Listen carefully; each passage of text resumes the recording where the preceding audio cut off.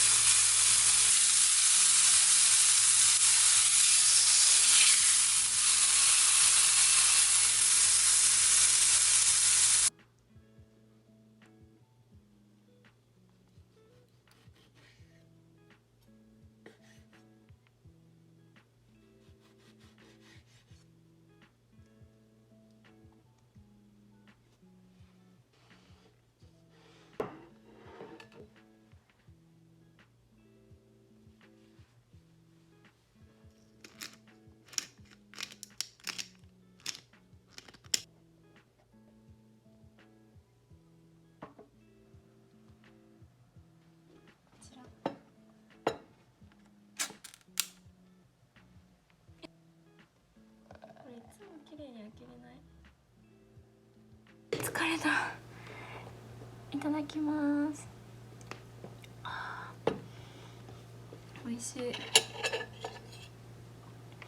ーリックライスいただきます。美味しい。めっちゃくちゃ美味しい。そしてお肉いただきます。ぐっとうまっ。これはやばすぎる。美味しい。最近ダイエット中なんでよくブロッコリー食べます。個人的に食べますうまい。竹によかい。